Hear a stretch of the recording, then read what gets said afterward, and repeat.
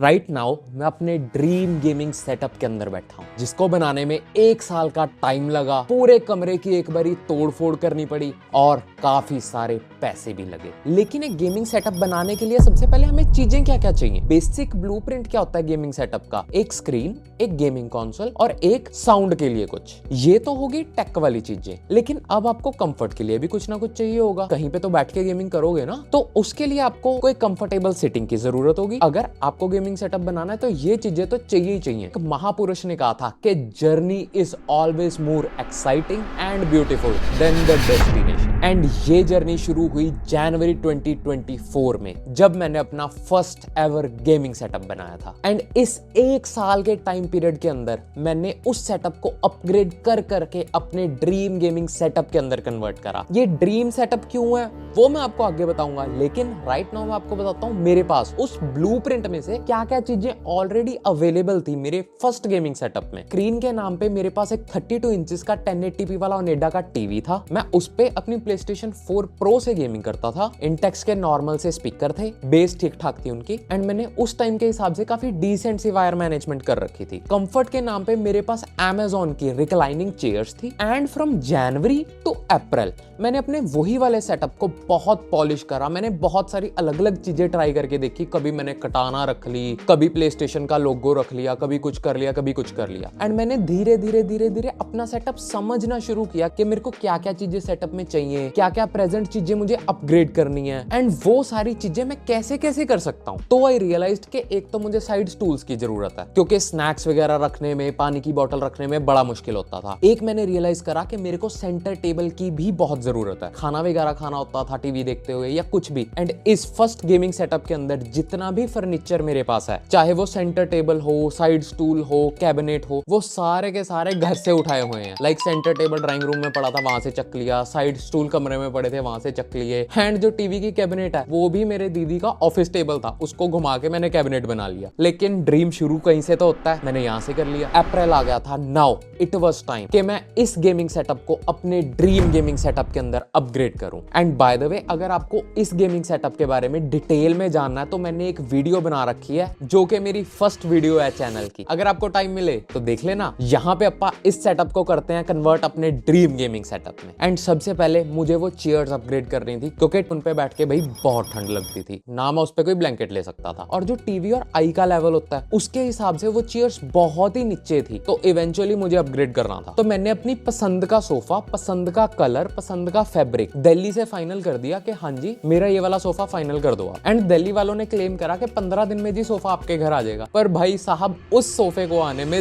2 महीने लग गए। एंड वो वाला सोफा जून के अंदर घर पे आया। बट चलो कोई नहीं, आई वाज स्टिल हैप्पी। मेरे को क्वालिटी, डिजाइन, कंफर्ट सारा कुछ वैसा मिला जैसा मैं चाहता था। एंड इसी चक्कर में करते कराते आधा साल तो निकल गया। लेकिन सिर्फ सोफा रखने के बाद ही मेरा जो सेटअप था वो काफी प्रीमियम लगने लग गया। एंड अब जून के अंदर मेरे पास फर्नीचर सारा पूरा हो गया था, कंफर्ट के लिए मेरे पास सोफा भी आ गया था। अब चीजें क्या रह गई थी? सारी टेक वाली, एक अच्छी सॉलिड स्क्रीन और एक अच्छा साउंड सिस्टम। एंड स्क्रीन के लिए मुझे पता था मुझे क्या चाहिए। मुझे कोई QLED या OLED स्क्रीन नहीं चाहिए जो एक्सपेंसिव हो एंड बड़े प्राइस पे मेरे को छोटी स्क्रीन मिले। मेरे को चाहिए थी एक 65 इंचेस या 75 इंचेस की बड़ी screen, because size does matters. And जिस वजह से मैंने एक LG की 65 इंचेस की स्क्रीन ली, एंड जिससे मैं सिर्फ और सिर्फ 10 से 12 फीट दूर रहता हूँ। बाय गॉड, इतना इनक्रेडिबल एक्सपीरियंस आता है ना। उसके साथ ही मैंने S95 साउंड बार ली, बट वो रूम के हिसाब से कुछ ज्यादा ही ओवरकिल थी। लाइक मैं उसको सही पोटेंशियल पे यूज ही नहीं कर पा रहा था। तो वो वाली साउंड बार मैंने अपने लिविंग रूम में भेज दी। एंड लिविंग रूम से मैं SP8A उठा लाया, विच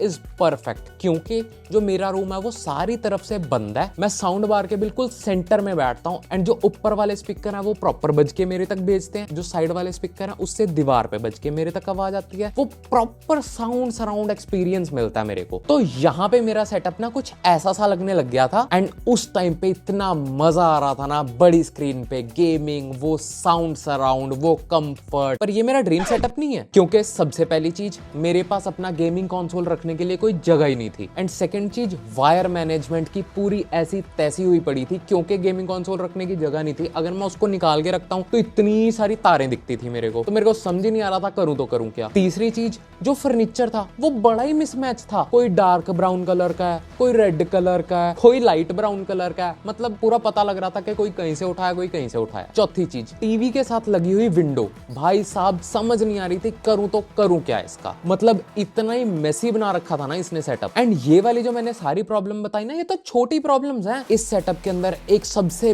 बड़ी प्रॉब्लम थी जो मुझे पता ही नहीं था, जिसको मुझे सबसे अर्जेंटली सॉल्व करना पड़ा। एंड उस वजह से मेरे को पूरा रूम एक बारी तोड़ना पड़ा, जिस वजह से 1-1.5 महीना गेम खेलना तो बहुत दूर, मैं अपने रूम में सो भी नहीं पाया। एंड वो रीजन था ये टीवी के ऊपर लगा हुआ एसी। आपको भी बताता हूँ कि कभी भी अपने टीवी के ऊपर या फिर बेड के ऊपर एसी कभी ना फिट करवाओ, क्योंकि एसी के अंदर से थोड़े बहुत पानी के ड्रॉप्स निकलते ही निकलते हैं। अब आप कहोगे तेरा एसी पुराना होगा, नहीं जी, मेरा एक ब्रांड न्यू एसी है एंड एक काफी अच्छे ब्रांड का इन्वर्टर एसी लगा हुआ है, तो इसके अंदर तो सबसे कम चांसेस है पानी के ड्रॉप्स गिरने के। 2 बार मैंने टीवी की स्क्रीन और अपनी साउंड बार के ऊपर पानी के ड्रॉप्स पड़े हुए देखे, तो उसके बाद मुझे हुआ कि ये तो मुझे जल्दी से जल्दी सेटल डाउन करवाना। टीवी वगैरह निकाल के जब एसी निकाला तो देखा उसके पीछे प्रॉपर एसी का निशान छपा हुआ और सारे का सारा पेंट ही खराब हुआ है वहां से, प्लस वहां पे एसी के लिए जो खड्डा करते हैं पाइपें निकालने के लिए वो भी हुआ पड़ा, तो वो खड्डे भरने के लिए मिस्त्री को भी बुलाना पड़ना था, दोबारा से पेंट भी होना ही था। तो मैंने इस चीज को अपने फेवर में यूज किया, मैंने इलेक्ट्रिशियन को बुला के वायर मैनेजमेंट करवाई। सबसे पहले तो मैंने टीवी के साथ लगा हुआ स्विच बोर्ड गायब करवाया, क्योंकि मुझे बिल्कुल क्लीन लुकिंग सेटअप चाहिए था। तो सेकेंडली, मेरे पास कंसोल रखने की जगह नहीं थी, उसके लिए प्रॉपर मैंने प्लगों की प्रोविजन दी। फिर वायर मैनेजमेंट सही से सॉल्व करने के लिए मैंने दीवार में से HDMI पास थ्रू करने के लिए पाइपें डलवा दी। एंड उसके बाद कमरा तो सारा तोड़ा ही हुआ था, फर्नीचर भी बाहर निकला ही हुआ था और मिस्त्रियों ने सारे कहीं गंद भी डाला ही हुआ था। तो मैंने इतने में कारपेंटर भी बुला लिया, उसको बुला के मैंने अपने साइड स्टूल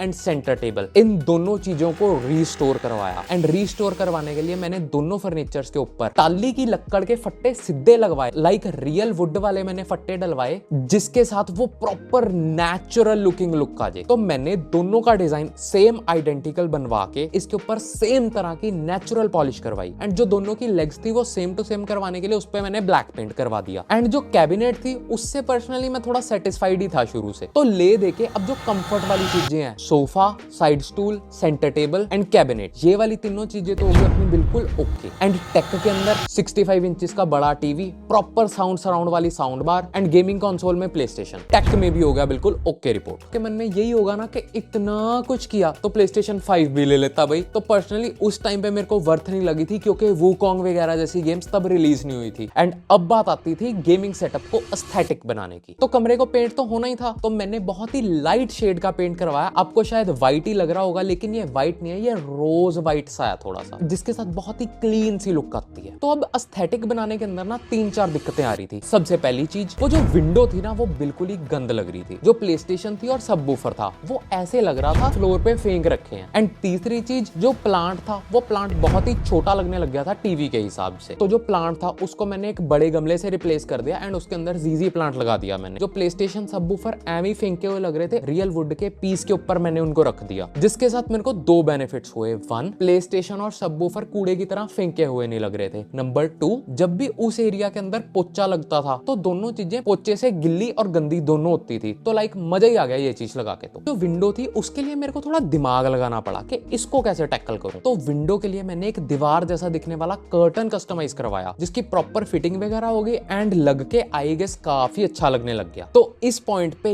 यस काफी क्लीन लुक हो गई थी, बट स्टिल कुछ ना कुछ मिसिंग था। बताऊं क्या? टीवी के पीछे की लाइट ज्यादा RGB मेरे को लगता है भी आंखों वगैरह को खाती है, तो मेरे को सूदिंग सा पसंद है। एंड मैंने अपने कमरे की थीम के साथ की बैकलाइट लगाई, लाइक ऑफ वाइट सा, पर्सनली कोजी सा माहौल बन जाता है। एंड इस पॉइंट पे ना मेरी ऑलमोस्ट सारी प्रॉब्लम सॉल्व हो गई थी। कंसोल के लिए जगह भी बन गई थी, वायर मैनेजमेंट भी ओके हो गई थी, जो मिसमैच फर्नीचर था वो भी मैंने मैच करवा लिया था, एसी की दिक्कत भी ठीक हो गई थी। एंड ये वाली सारी चीजें करते करते नवंबर दिसंबर का महीना भी आ गया था, बिकॉज हियर आई एम।